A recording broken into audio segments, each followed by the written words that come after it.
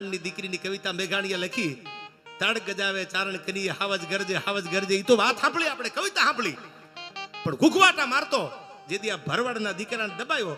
સાંભળજો, આ દુહોયની સાક્ષી પૂરે છે. પ્રેમ વિના પામે નહીં હુનર કરો હજાર. પ્રેમ હોય તો દુનિયાને જીતી શકાય, દુનિયા તલવારની ધારે નો જીતાય. પગની હારે આંટી મારી દીધી સિંહણે, ફીણના ફોહા ઉડાડતી. કાળુભાઈ કીધું કે મારી ગરદન પકડે, મેં આડો હાથ દઈ દીધો, પંજો હાથમાં લઈ લીધો. સાંભળવું જોઈએ, માણાની ભરવાડના દીકરાની ધીરજ કેટલી અને એને ભરોહો કેટલો હશે. આપણે એમ કહીને સિંહની સામે બાથે પડ્યા એટલે કોક દાંત કાઢે, ચાલુ સિંહની સામે બાથે પડે. આ ભરવાડનો દીકરો સિંહની સામે બથે પડ્યો અને પછી એને ખબર પડી કે આ તો નરસિંહ અવતાર છે. અને ધીરે ધીરે ધીરે ધીરે ધીરે મારે હાથ મળ્યો ફેરવા. પણ જેમ પ્રહલાદ માટે થઈ અને હિરણ્યકશ્યપને મારવા જેમ નરસિંહ અવતાર ભગવાને ધારણ કર્યો અને પ્રહલાદ બાજુમાં જઈ અને સમજાવે, કારણ કે ક્રોધ એટલો હતો. નોર વધાર્યા, હરિએ નોર વધાર્યા, રાતે નો મરું, દિયે નો મરું, બાર નો મરું. અને તેદી ઉમરામાં બેહારીને ખોળામાં લઈને જેદી નોર વધારી અને આ મારણ કરવા માટે જેદી નરસિંહ અવતાર ભગવાને ધારણ કર્યો. અને નરસિંહ અવતાર ધારણ કર્યા પછી લોહીના ફુવારા ઉડતા હતા, ફાડી નાખ્યો હિરણ્યકશ્યપને, ભૂમિનો ભાર ઉતાર્યો. પછી પ્રહલાદ સમજાવવા જાય છે. ક્રોધને હમાવે કોણ? એક નાનો એવો પ્રહલાદ એના હાથ ફેરવે છે કે મારા બાપ. પછી ખબર પડી કે હિરણ્યકશ્યપને તો ફાડી નાખ્યો. એમ ઓલે પગની આટી લાગી ગયેલી. સાલું મને તો વિડીયો જોઈને પોપટભાઈ કહું તૂટવા માંડી કે સાલું આજ ખબર પડી કે હોરઠ ધરા જગ જૂની અને ગઢ જૂનો ગિરનાર. જે હાવજડા હેંજણ પીએ એના નમણા નરને એના હેઠા પાણી પીધા હોય, આમાં એવા જ હોય. પગની આટી લાગી ગયા પછી ધીરે ધીરે ધીરે ધીરે કેહવાળીમાં હાથ ફેરવે છે. સિંહણ હતી, ગરદનમાં હાથ ફેરવે છે. મારા બાપ, હવે મારું તો તું જીવાડતો, તું હવે મોતના મોઢા સામે બેઠો હતો. સાહેબ 15-20 મિનિટ હાલ્યું અને પછી તો મને લાગે છે કુદરત હોય ને, પ્રેમ વિના પામે ને હુનર કરો હજાર. એ હુંવાળો હાથ માથે ફેર્યો, આમ ખબર પડી કે આ તો મારો દીકરો છે. જેમ પોતાની માને વાલ કરતો હોય, એ સિંહણ હતી હામી. એનો પ્રેમ જો, એની લાગણી જો, એનો વિશ્વાસ જો. બાકી જેવા તેવાને તો હાર્ટ એટેક આવી જાય અને લોહીની ઉલટી મંડે થવા ભાડેતા. પણ એની ધીરજ કેટલી! કીધું છે ને, કઠણ છે આ. ખોરાક એવા વગડામાં રહીને જીવ્યા હોય, ભગવાન ઉપર ઠાકર ઉપર ભરો હોય એટલો. હે નગા લાખાના ઠાકર, હે દ્વારકા વાળા, હે મારા બાપ, આબરૂ રાખજે, લાજ રાખજે. અને પછી આમ હાથ ફેરવતો, તમે નક્કી કરો પગની આટી લાગી ગઈ હતી ગોપાલ. એ સિંહણ ઊભી થઈને પાછી હાલતી થઈ ગઈ. આથી દુનિયામાં પ્રેમનું બીજું પ્રતીક ક્યાં જોવા તમને મને મળશે?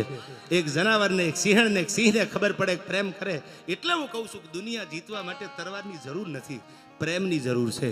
અને આવો પ્રેમ કરવા આપણે બધા મળ્યા છીએ. જો હું ધારું તો 2 કલાક બોલું, શૈલા બાપુ ધારે તો 2 કલાક બોલે, કીર્તિદાનભાઈ ધારે તો 2-3 કલાક ભજન કરે, બધા 2-3, 5-5 કલાક બોલે. એવા કલાકાર બહુ જાજા છે. બાપુનો ભાવ છે, પ્રેમ છે.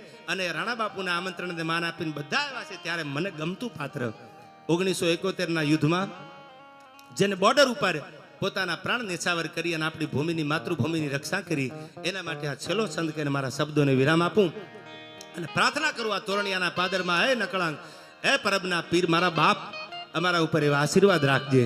આ રાણા બાપુ બેઠા છે ને, બોલું તો રૂડું લાગે એમ થાય વખાણ કર્યા, પણ એવો જ રાણા બાપુનો સ્વભાવ. સરળ સ્વભાવ અને મનકુટી લાવી, યથા લાભ સંતોષ સદાય. આ બાવલીએ કાયમ દાંત જ કાઢ્યા છે, કોઈ દી મોઢું બગાડ્યું જ નથી. અમુક માણાને મળીએ ને આપણને પોઝિટિવ ઉર્જા આવે, અને સાલું અમુકને મળીએ ને તો આપણને એમ થાય કાં ઈ વૈયા જાય સારું, કાં તો આપણે વૈયા જાય. એવા મોઢા ઉશિયાળા કરીને બેઠા હોય, જાણે કેમ આપણે ઉશીના લેવા આવ્યા હોય.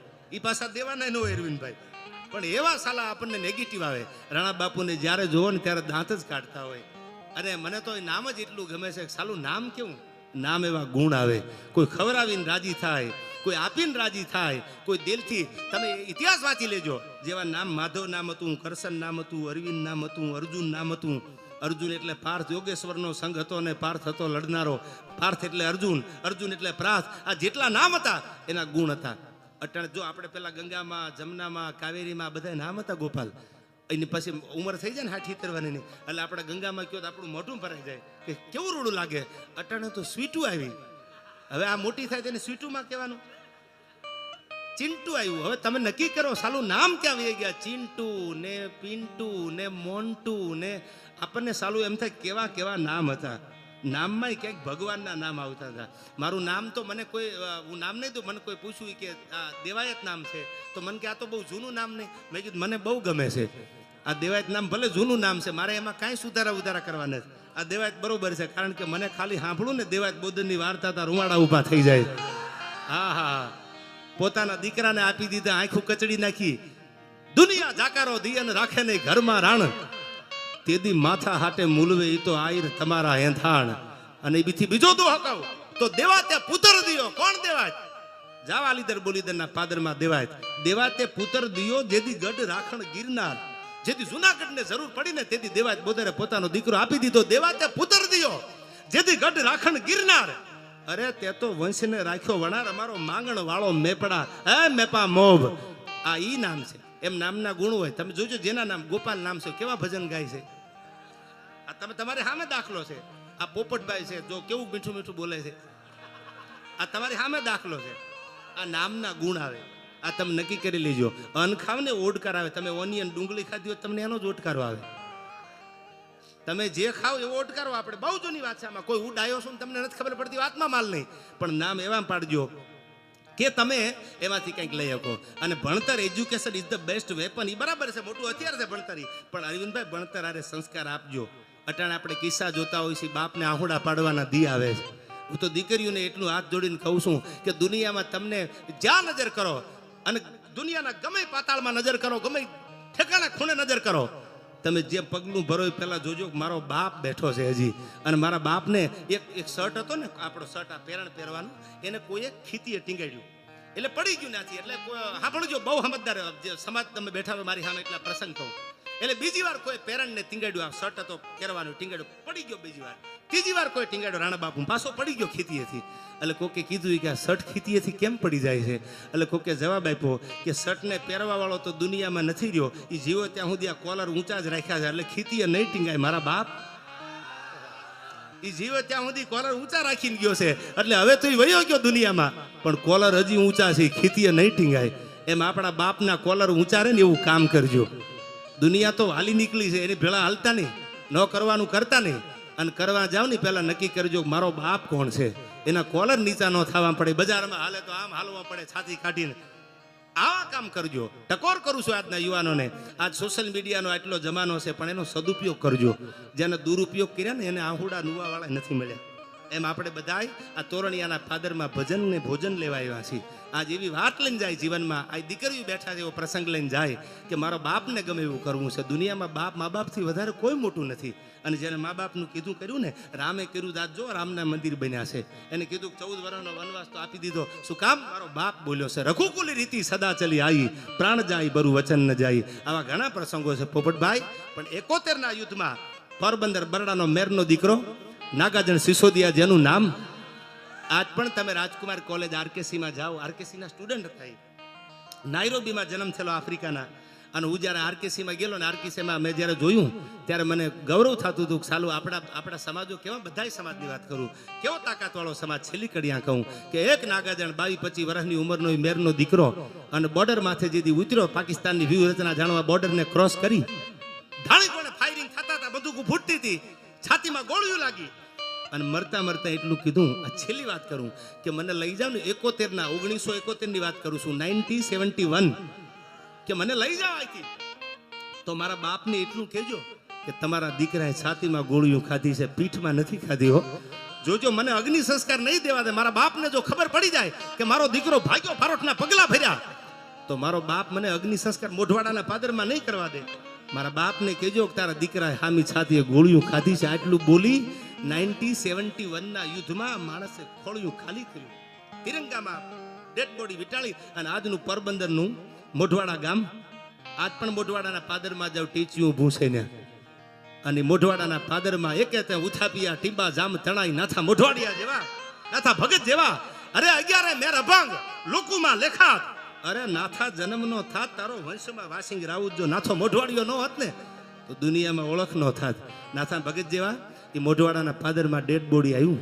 અને આમ જ્યાં તિરંગો આંગો કર્યો પોપટભાઈ, પણ ત્યાં તો છાતીમાં ધાણી ફૂટ એમ ગોળી લાગી ગયેલી. અને તેથી આ દેશના આર્મીને, આ દેશના એક દીકરાને લાડ લડાવતા કવિએ છંદ લખ્યો કે કેવો લાગે છે પાકિસ્તાનની બોર્ડર માથે મારો નાગાજણ સિસોદિયો, નાગાજણ મોઢવાડિયો. છેલ્લી કડીમાં આયા કે સિસોદિયાની વડી સાકાન મથક ઉપર મેરનું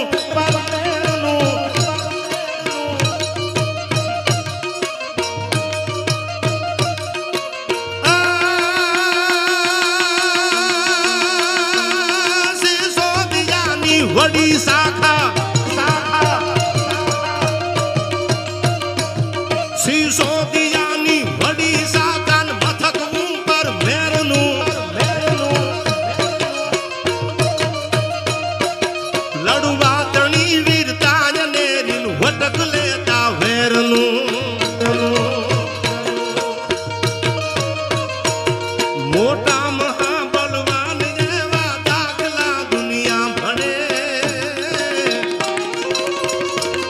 રાજુ બિરાદરણ મોર ચામા નવડ પડ ના ગાજણે યાદ નવડ પડ ના ગાજણે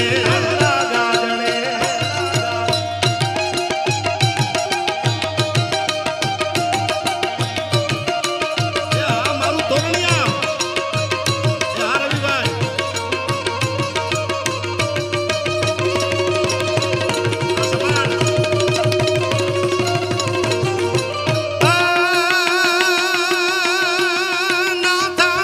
શુભ નામ રામે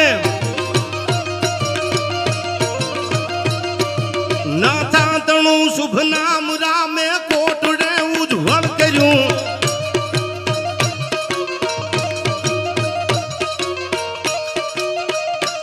એ બને બહાદુરો તણું તે કાળ જૂટા ઢું કર્યું તે તો ચડાવ્યા અંબર પાણી ઘણમુલા વરસે ઘણે રાજુ બિરાદરણ મોર ચામા નવડ પડ ના ગાજણે યાદ નવડ પડ ના ગાજણે યાદ નવડ પડ ના ગાજણે આવી ઘણી બધી વાતો છે આપણા પરબની લઈ લ્યો આપણી સનાતનની વાતો લઈ લ્યો બધાયને ન્યાય મળે મેં કીધું એમ એક પછી એક કલાકારોને સાંભળવા જેવા છે કોને નો સાંભળી શૈલા મહારાજને તો હું નીચે બેન સાંભળતો ક્યાં બાપુ બેઠા છે ને એવો સાધુડો છે અને સાલું હું તો એમ કહું શૈલા મહારાજ ટીપનો સુર મહારાજ આપણને એમ થઈ જાય સાલું ક્યાંથી ઉપડે હજી નક્કી નથી થયું કોઈને આવા ભજનીકો બેઠા છે જેને આપણા ભજનોને જીવંત રાખ્યા છે ત્યારે છેલ્લે આયા બે હાથ ઊંચા કરી અને પરબના પીરની જય બોલી મારા શબ્દોને વિરામ આપું છું ત્યારે બોલીએ પરબના પીરની રાજેન્દ્રદાસ બાપાની સેવાદાસ બાપુની